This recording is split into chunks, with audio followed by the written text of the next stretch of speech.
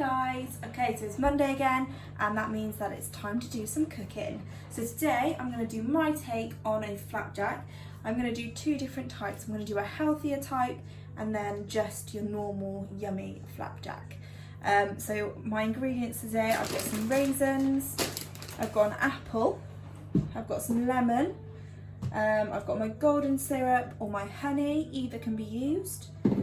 I've got some vanilla extract just to add a bit of taste, and I've got some oats as well. You're also going to need two bowls if you want to do two different types or just the one, and then something to pop your flapjacks in the oven with. I've also preheated the oven to about 160 to 200 degrees. Okay, so the first thing I need to do is weigh some of my ingredients. Obviously I haven't got a lot of ingredients this time, it's quite a simple recipe.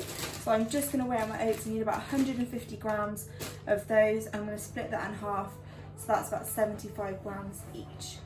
So one of the things I'm going to add to my healthy version of my flapjack is a bit of apple. Now I don't want chunks of apple, I just want a little bit to go in there just to give it a bit of flavour and also just to add to that kind of sweetness of the flapjack.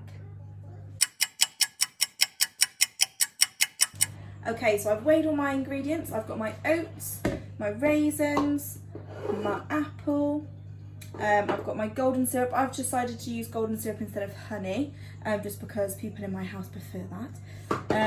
And I've got my 25 grams of butter for each dish. So what I need to do now is combine all of those and hopefully get my flapjack mix.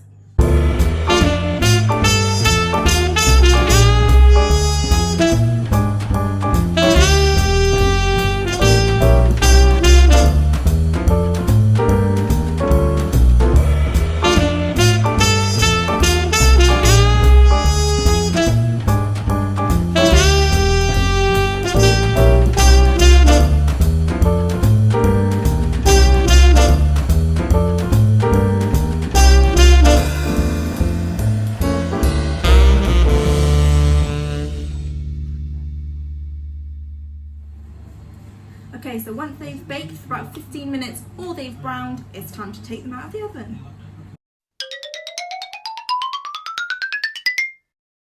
Okay, so they're looking pretty good. So what I'm going to do now, I should be able to turn them over to get them out of the silicone base. Make sure you have some help though, because the base will be still quite hot.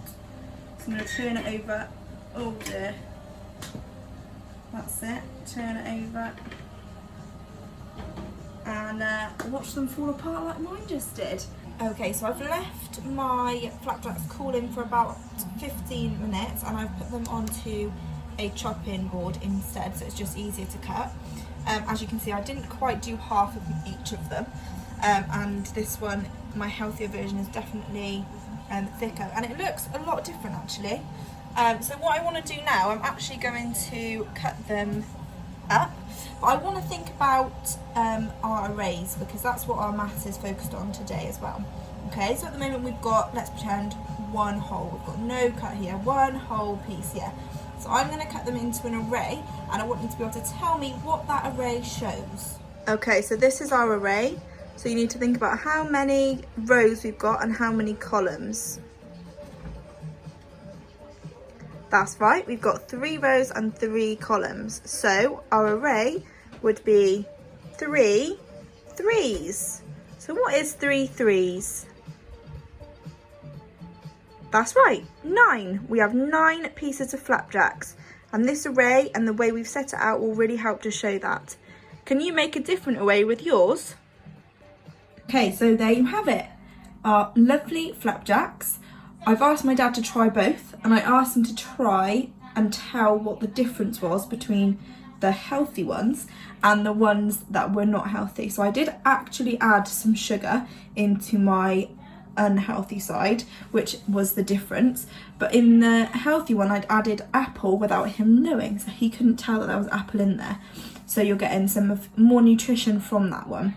So that's probably more of a healthy snack and definitely something I'll make again. The other flapjacks are delicious, but they're definitely more of a treat.